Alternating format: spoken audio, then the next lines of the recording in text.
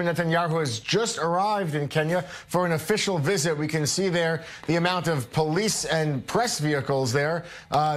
This is happening in Nairobi right now. As you can see, a lot of activity on the ground there. Now, the Prime Minister of Israel arrived just a few minutes ago. This is his third trip to the African continent in just the last 18 months. Netanyahu says by the end of the day, he hopes to announce the opening of a new Israeli embassy in a still unidentified African nation.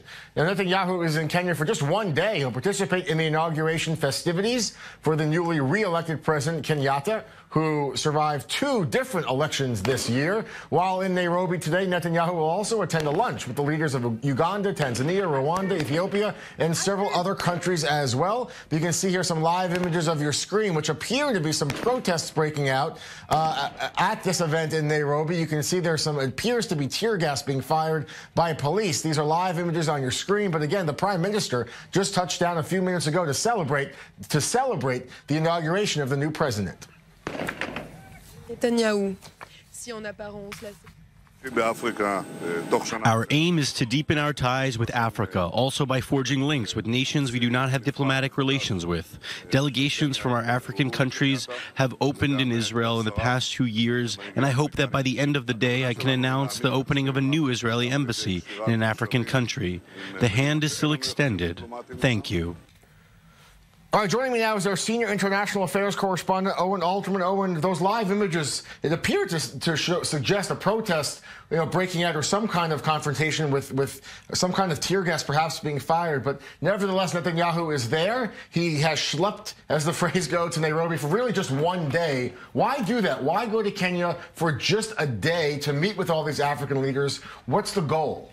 Well, first, just a word on the protest that we saw on our screen just a few moments ago. Yeah, Jeff, please, these are live images still here. What's going on? Right. Well, as our viewers may remember, the Kenyan elections is a saga that's unfolded the last few months. The country almost evenly divided, half and half, between Uhuru Kenyatta, the son of the first president of Kenya, now being inaugurated, and his opponent, Raila Odinga. The two are almost deadlocked at 50-50, although Kenyatta won the earlier vote in August, but it was marked by irregularities, or that's what the Kenyan Supreme Court found. So they had a rerun of the election last month, but that was boycotted by Odinga, and these are Odinga's supporters in the streets. They claim essentially that Kenyatta has stolen the election. Again, Kenyan politics very, very much divided on ethnic lines. There are certain ethnic groups. An injured woman being carried there across the streets of Nairobi. These are live images. And we read concerns, from Israel's security. They don't want the Prime Minister to actually be at the stadium where the inauguration was going to be held. There was a lot of security concerns for him coming where he can be publicly and where he shouldn't be because of these fears of this violence breaking out.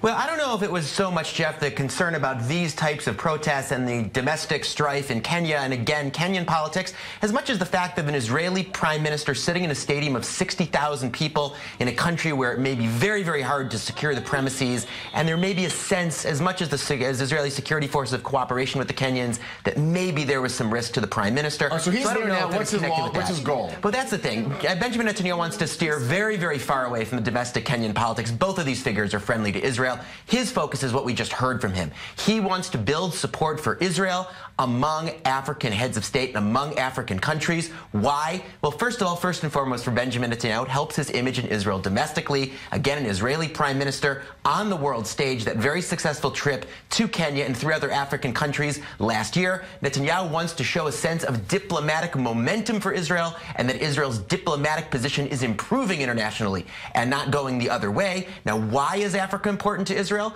Well, first of all, Africa is important to lots of countries. We talked about Zimbabwe last week and how important Zimbabwe is to China, for example.